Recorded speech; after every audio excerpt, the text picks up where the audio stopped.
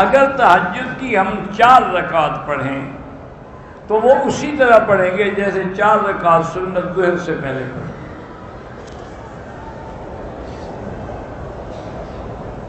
نکاح نامے پر اگر کوئی یہ شرائط لکھوائے کہ دوسری شادی کریں تو 10 لاکھ ادا کریں، طلاق دیں تو 10 لاکھ ادا کریں، ناراض ہو کر ماں باپ کے گھر آئے تو 10,000 ماہانہ دے دیں، پر تو مقصد یہ ہے کہ اس بیوی کا ہمیشہ کے لیے بیچارہ نوکر ہو گیا نا،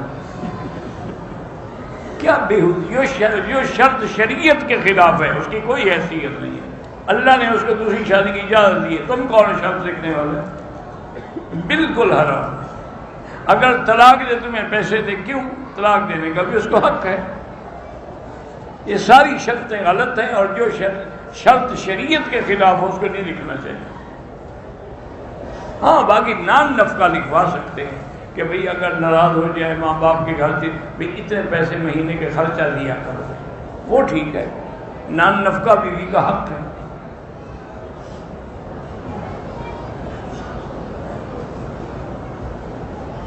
کہتے ہیں کہ بچی کا نکاح تو ہو گیا، حق المہر جو ہے وہ 5 تولے سونا طے ہوئی، لیکن یہ بھی لکھا گیا کہ بوقت رخصتی دیا جائے گا، تو جن کے پاس وہ سونا ہے ابھی وہ زکوٰۃ دیں گے، جب وہ بیوی کو مل جائے گا پھر وہ سوچیں، اس کو تو ملا نہیں، آپ نے دیا ہی نہیں۔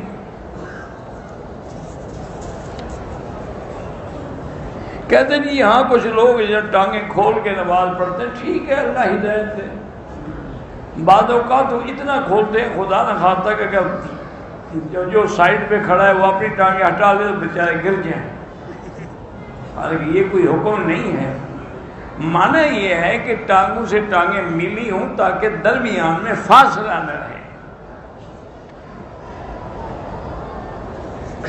میں نے اپنے والد کو چچا زاد بھائی سے 9,50,000 کا گھر دیا تھا، 8 لاکھ دے دیا تھا، باقی 1,50,000 باقی تھے۔ چاچا فوت ہو گئے، فوت ہونے سے پہلے انہوں نے اپنی جائیداد 40 لاکھ کی فروخت کی تھی، وہ سب کچھ چچی نے لے کر دوسرے کا، بہرحال اس کے وارث جو ہے ان کو دینا ہوگا، وہ چچی بیٹے کو، اس کی بیوی ہے، اس کا حق تھا وہ لے لی، لیکن اولاد ہے، سب سے پہلے اولاد کا حق ہے، بیوی کا تو یہ 4تھا حصہ ہوگا یا 8واں۔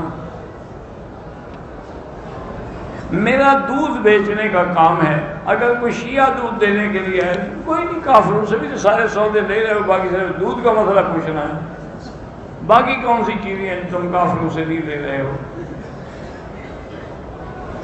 جس ہوائی جہاز عمرہ کرنے آتے جہاز بھی کافروں سے لیتے ہو، اس کے پرزے بھی کافروں سے لیتے ہو۔ مسلمانوں نے تو بس ایک چیز بنائی ہے کہ پیسے آ جائیں تو عیاشی کرو، یا اس کے بعد کسی کو قتل کر دو، ساری زندگی جیل میں پڑے رہو۔ عمرہ ادا کرنے کے بعد کتنی دیر بعد، بس جب عمرہ آپ کا ختم ہو جائے بال کاٹ لیں، اچھی طرح پردہ کریں شریف۔ نفلی طواف کے دوران پردہ کر سکتے ہیں؟ ہاں کر سکتے ہیں۔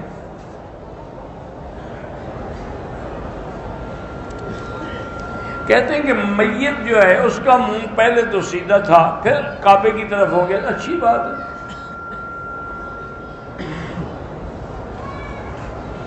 میرے پاس قرآن مجید اگر ہیں تو کیا کارگو کے ذریعے بھیج سکتا ہوں؟ بھیج سکتے ہیں، ساری دنیا سے جو قرآن آ رہے ہیں کارگو سے ہی آتے ہیں۔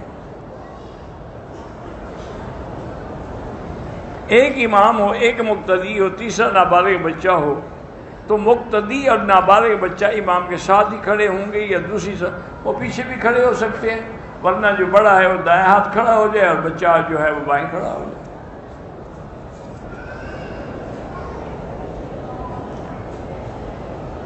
حضرت نوح علیہ السلام کی کشتی سے کوئی صاحب ایمان عورت تھی جو رہ گئی تھی، مجھے تو نہیں ملی، آپ کو ملی تھی؟ انہوں نے کہا کہ حضرت نوح نے مجھے دھوکہ کیا، چھوڑ گیا مجھے۔ خدا کا خوف کرو، ان کا تو جو رہ گیا بیٹا ہی نہیں بچ سکا تو بوڑھی کیسے رہ گئی؟ ہوا اگر خارج ہو جائے، ہوا سے استنجا نہیں کیا جاتا، استنجا پیشاب اور براز سے کیا جاتا ہے۔ میرے کزن نے 70,000 کلمہ پڑھا ہے، کہتی ہے کہ میری امانت ہے مرنے کے بعد بطور ایصال ثواب مجھے ملے گی۔ ابھی اس کو ثواب مل رہا ہے تو مرنے کے بعد کیوں ملے گا؟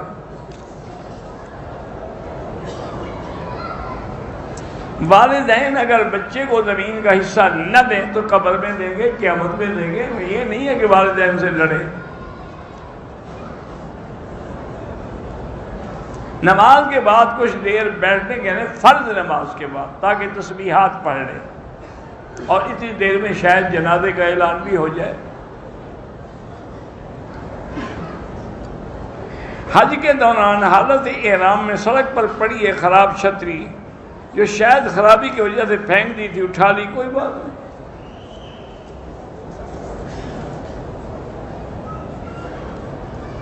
اگر ہم 4 فرض والی نماز میں امام کے ساتھ آخری رکعت میں ملیں تو امام کے سلام کے بعد جب آدمی پورا کرے گا کھڑا ہوگا، اس کے بعد فاتحہ پڑھے گا، سورت پڑھے گا، پھر بیٹھ جائے گا، آخری 2 رکعتوں میں فاتحہ پڑھے گا۔ حافظ قرآن کو مرنے کے بعد مٹی نہیں کھاتی، اللہ عالم، یہ کہیں لکھا ہوا نہیں ہے۔ کوئی کسی کے دل آزاری کرے بس معاف کر دو، اس کو بہتر ہے، کیوں عذاب چاہتے ہو؟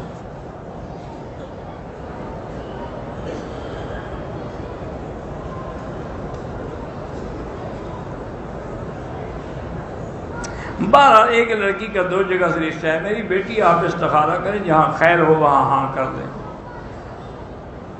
مرنے کے بعد میت کی قضا نمازوں کا فدیہ دے سکتے ہیں۔ ہم اپنے پیارے نبی علیہ السلام کو کہہ سکتے ہیں کہ آپ میری جان ہیں، یہ اردو کا لفظ ہے اور نہ کوئی حرج نہیں، ماننا ہے کہ محبت کا اظہار ہے۔